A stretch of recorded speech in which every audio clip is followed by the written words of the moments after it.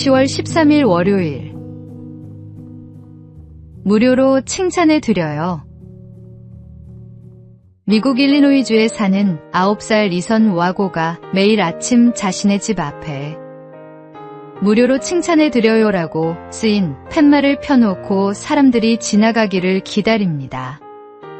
사람들이 궁금해하며 다가오면 이선은 먼저 그들이 하루를 어떻게 보내는지 물어보고 그 다음 그들과 관련한 칭찬을 해준다고 합니다.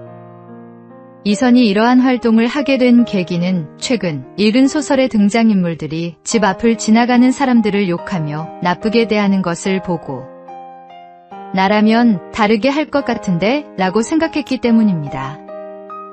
이웃들은 점점 이선의 활동에 주목하기 시작했고 방문객이 늘어 지금까지 약 60명에게 칭찬을 해주었습니다.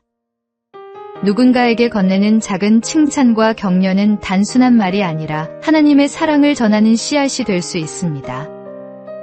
우리의 일상 속에서 따뜻한 말 한마디, 작은 친절 하나가 이웃의 마음을 밝히고 주님의 사랑을 드러내는 통로가 됩니다. 그러므로 오늘도 우리에게 주어진 자리에서 칭찬과 격려의 언어로 하나님 나라를 넓혀가는 삶을 살아야 하겠습니다. 오늘의 말씀. 선한 말은 꿀송이 같아서 마음에 달고 뼈에 양약이 되느니라. 오늘의 만나. 작은 친절과 따뜻한 말 한마디가 누군가에게는 하루를 밝히는 큰 선물이 될 수 있습니다.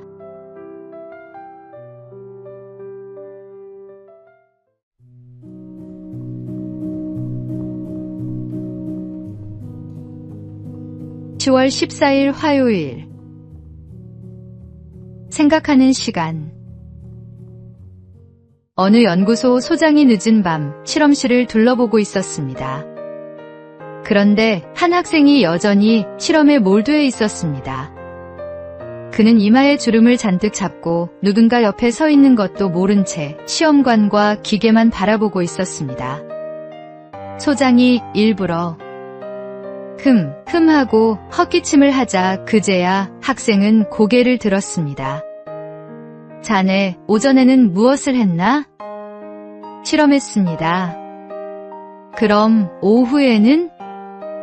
역시 실험했습니다. 저녁은? 마찬가지로 실험했습니다. 소장은 잠시 그를 바라보다가 목소리를 조금 높여 말했습니다. 좋네. 하지만 그렇다면 자네는 언제 생각을 하나? 행동만 있고 생각이 없는 삶은 결국 많은 후회를 남깁니다. 그러나 깊이 생각한 뒤 이루어지는 행동은 균형과 지혜가 있습니다. 신앙의 길도 마찬가지입니다. 우리의 말과 행동은 반드시 하나님의 말씀에 비추어 생각한 후에 이루어져야 합니다. 성경 속에서 방향을 점검하지 않은 채 움직이면 열심히 있어도 헛돌 수 있습니다. 오늘의 말씀. 이 모든 일에 전심전력하여 너의 성숙함을 모든 사람에게 나타나게 하라. 오늘의 만나. 바쁜 일상 속에서도 잠시 멈추어 말씀 안에서 생각을 정리하는 지혜로운 삶을 살아가십시오.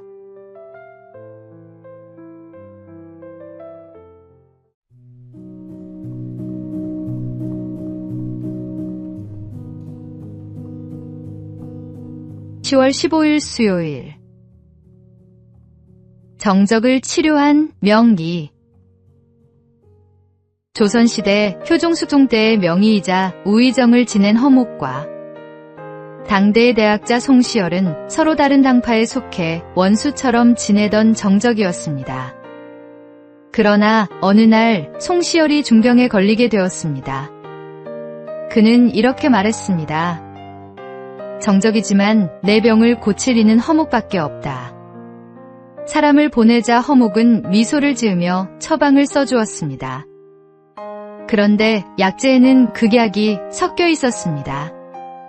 주위 사람들은 허목이 원수를 죽이려는 것 아니냐 하며 수군거렸습니다. 그러나 송시열은 흔들림 없이 말했습니다. 허목이 내게 해를 끼치게 할 리 없다. 그대로 하라. 결국 송시열은 병이 나았고 두 사람은 서로의 넓은 도량에 감탄하며 존중을 회복했습니다. 신앙생활 속에서도 우리는 성향과 생각의 차이로 쉽게 갈라지고 반목할 때가 있습니다. 그러나 그리스도 안에서 우리는 이미 한 몸입니다.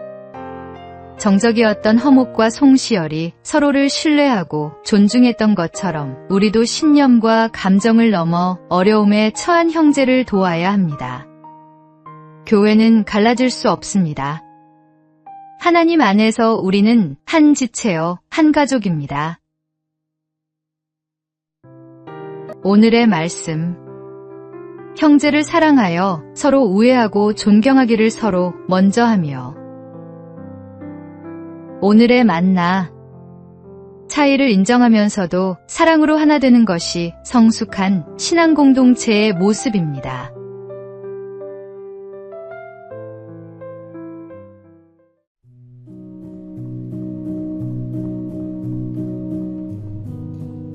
(10월 16일) 목요일. 아이의 눈에 비친 결혼. 어느 결혼식이 있었습니다. 추가객들 앞에서 서 있는 신랑과 신부는 더없이 행복해 보였습니다. 예식이 끝나고 신혼여행을 떠나는 두 사람을 향해 하객들도 환하게 웃으며 축복을 보냈습니다. 그때 사람들 사이에 있던 한 꼬마 아이가 엄마에게 속삭였습니다. 엄마, 결혼이 뭐예요? 엄마는 웃으며 대답했습니다. 결혼은 남자와 여자가 서로 사랑해서 함께 살기로 약속하는 거란다. 결혼하면 싸우지 않고 서로 이해하고 잘못을 감싸주고 힘든 일도 나누며 도와주는 거야. 그러자 아이가 진지하게 말했습니다. 그러면 엄마 아빠는 아직 결혼 안 했나 봐요. 거짓을 모르는 아이의 눈은 있는 그대로를 비춥니다. 아이의 눈에 비친 부모의 모습이 바로 진짜 결혼 생활의 증거입니다. 사랑과 이해, 용서와 섬김이 없는 결혼은 이름뿐인 결혼일 수 있습니다.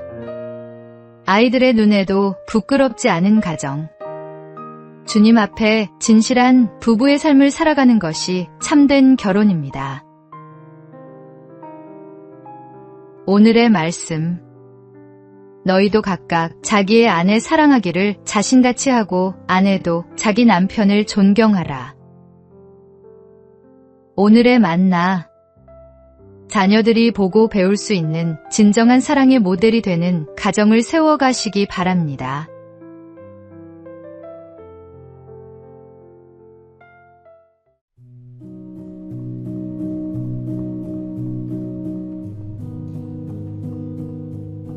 (10월 17일) 금요일. 습관의 힘. 사람은 습관의 존재라고 합니다. 우리의 행동 대부분은 몸에 밴 습관에서 비롯되기 때문입니다. 문제는 좋은 습관보다 나쁜 습관에 훨씬 쉽게 물든다는 것입니다. 그 습관은 타고난 좋은 성품마저도 무너뜨릴 수 있습니다. 독일의 한 작가 에리히 캐스트너가 그의 친구와 장거리 기차 여행을 할 때의 일화입니다. 피곤에 지친 친구가 의자에 기대어 곤히 잠들었는데 갑자기 벌떡 일어나더니 외쳤습니다. 큰일 날 뻔했네. 하마터면 수면제를 먹는 걸 잊을 뻔했어. 그리고는 황급히 약을 삼키고 다시 잠들었다고 합니다. 습관은 이처럼 우리의 삶을 무의식적으로 지배합니다. 손찌검하는 습관, 거친 언어를 사용하는 습관. 남을 쉽게 판단하는 습관은 자신뿐 아니라 주변까지도 상처 입힙니다. 반대로 선한 습관은 우리의 삶을 세우고 다른 이들에게 생명을 불어넣습니다. 혹시 지금 당신의 삶에도 고쳐야 할 습관이 있습니까? 그렇다면 오늘이 바로 변화의 날입니다. 사도 바울의 고백처럼 내가 무엇에든지 얽매이지 아니하리라는 결단으로 나쁜 습관에서 벗어나 주님 안에서 자유롭고 경건한 습관을 세워가야 하겠습니다. 오늘의 말씀. 모든 것이 내게 가하나 다 유익한 것이 아니요.